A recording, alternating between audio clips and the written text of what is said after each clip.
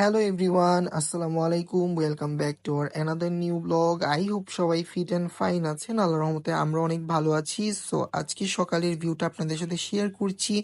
আজকে সকালটা অনেক কুয়াশাময় ছিল। সো সকালে গিয়েছিলাম ছাদে রোদ পোহানোর জন্য, ভিটামিন ডি নেওয়ার জন্য। তাই ভাবলাম আপনাদের সাথে শেয়ার করি। সো আজকের মেইনলি ভিডিওটা হচ্ছে যে আমার পাখিদের নিয়ে। আমি এই শীতকালে আমি কিভাবে আমার বার্ডসগুলোর যত্ন নিয়ে থাকি সেটি আজকে আপনাদের সাথে শেয়ার করব। সো ভিডিওটা স্কিপ না করে ফুল দেখার অনুরোধ রইল আপনাদেরকে। আর এই হচ্ছে যে আমার বাজিগার বার্ডসগুলো, মাশাল্লাহ, সবাই মাশাল্লাহ বলবেন। সো সবাই জানেন যে আমার বার্ডসগুলো আমার ওদের সাথে রুমেই থাকে। সো ব্যালকনিতে আমি এখনো সেট আপ করি নাই, যেহেতু উইন্টার, ওদের ঠান্ডা লাগতে পারে। তাই ঠান্ডা থেকে বাঁচার জন্য হচ্ছে যে আমি ওদেরকে আপাতত রুমে রাখছি। ইনশাল্লাহ সামারে ওদেরকে ব্যালকনিতে নিউ সেট আপ করে দিব, আপনাদের সাথে সবকিছু ইনশাল্লাহ শেয়ার করব।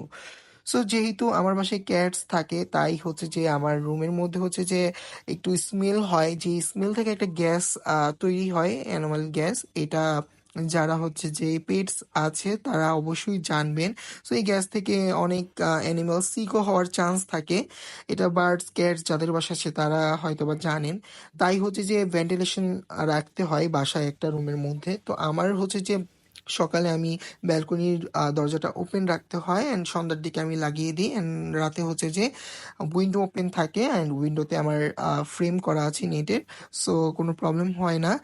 আর যেহেতু আমার সকালে হচ্ছে যে আমাদের দরজাটা ব্যালকনির ওপেন রাখতে হয়, তাই ঠান্ডা বাতাস আসে। তাই হচ্ছে যে আমি কেজের অর্ধেক হচ্ছে যে আমি চাদর দিয়ে কভার করে দিছি, 100 ওয়াটের একটা বাল্ব লাগাই দিছি যাতে ওরা ওয়ার্ম আপ থাকতে পারে। আর এই বাল্বটা হচ্ছে যে আমি সকালে অন রাখি অ্যান্ড রাতের দিকে অন রাখি, আবার মধ্যরাতের দিকে আমি অফ করে দিই যাতে ওদের ঘুমের অসুবিধা না হয়।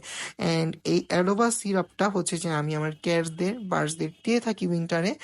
সো আমি হচ্ছে যে উইন্টারে হচ্ছে যে 4-5 দিন বা 7 দিন এই সিরাপটা হালকা কুসুম গরম পানির সাথে 1 লিটার পানির সাথে 1 ml মিক্স করে সকালের দিকে দিয়ে থাকি আমার পাখিদের। অ্যান্ড আমি যেটা করি, আমি সন্ধ্যার দিকে পানির পাত্রটা বের করে রাখি, কারণ রাতে যাতে পানি খেলে ঠান্ডা না লাগে। অ্যান্ড আমি 2বার চেষ্টা করি দিনের মধ্যে পানির পাত্রটার পানি চেঞ্জ করে কুসুম গরম পানি দিতে, যাতে করে ঠান্ডা না লাগে পাখির। কারণ পানিটা এইভাবে রেখে দিলে পানিটা ঠান্ডা হয়ে যায় and পাখিগুলো খাওয়ার পর ঠান্ডা লেগে যায়, দ্যাটস ওয়াই। আর খাবারের বাটিটাও বের করে রাখি।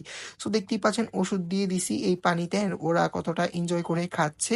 সো এইভাবে হচ্ছে যে আমি পানির আর খাবারটা দিয়ে থাকি। অ্যান্ড আমি যেটা করি, সকাল সকাল ওদের সফট ফুড দিলে এর আগের দিন রাতে হচ্ছে যে আমি খাবারের বাটি বের করে রাখি।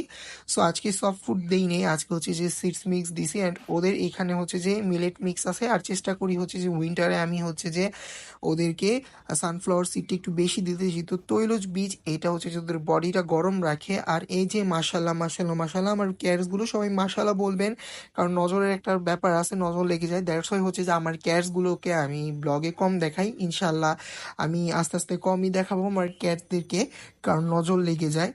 সো এই যে আমার বাচ্চাগুলো সবাই ওয়েট করছে, এখন হচ্ছে যে ওদের ড্রাই ফ্রুট দিয়ে দেবো সকালের ব্রেকফাস্ট। আমি দুপুরে ভ্লগ করি না, দ্যাটস ওয়াই দুপুরে ওদেরকে কি খাবার দিই ওইটা আপনাদের সাথে শেয়ার করতে পারি না, কিন্তু ইচ্ছা আছে ইনশাআল্লাহ একদিন টাইম করে আপনাদের সাথে ওদের দুপুরের খাবার রুটিনটা শেয়ার করব। সো সকাল সকাল হচ্ছে যে আমি ড্রাই ফ্রুট দিয়ে দিলাম আর সবগুলো বাচ্চা খাচ্ছে। সো আজকের ভিডিওটি কেমন হয়েছে অবশ্যই কমেন্ট করে জানাবেন আমাদেরকে। অ্যান্ড কে কোন জায়গা থেকে আমাদের ভিডিও দেখেন অবশ্যই কমেন্ট করে জানাবেন। আর যারা আমার পেজে নতুন তারা আমার পেজটি ফলো করবেন অ্যান্ড ইউটিউব চ্যানেলটি সাবস্ক্রাইব করবেন। সো যাই হোক, আজকের ভিডিওটি এখানেই করছি। ইনশাল্লাহ দেখা হচ্ছে নেক্সট ভিডিওতে। আল্লাহ হাফেজ।